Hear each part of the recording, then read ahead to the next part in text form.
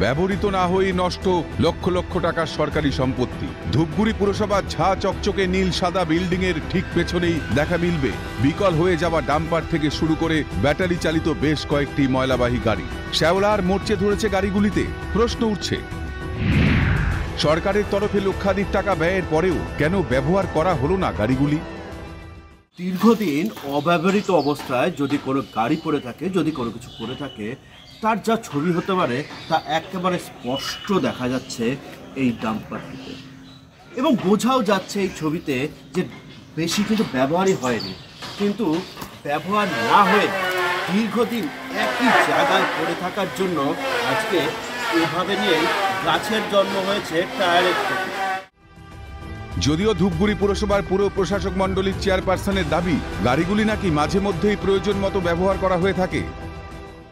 না, মাঝে মাঝে তো ব্যবহার তবে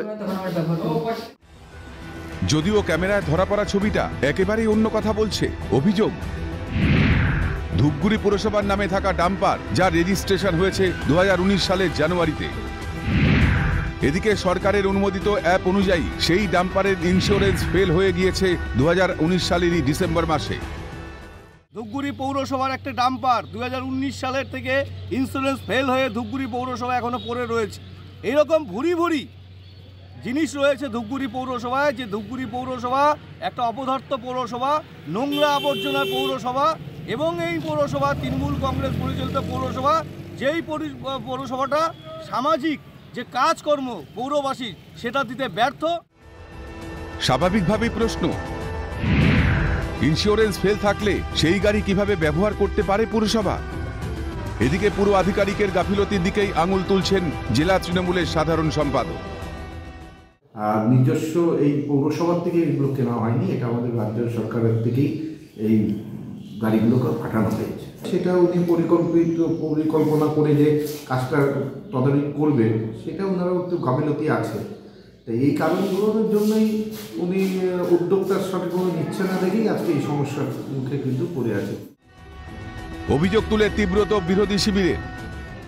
পৌরবাসীর যা পরিষেবা সমস্ত ব্যাহত হচ্ছে এবং ধূপগুড়ি পৌরসভা কার্যত অচল অবস্থায় চলে গেছে।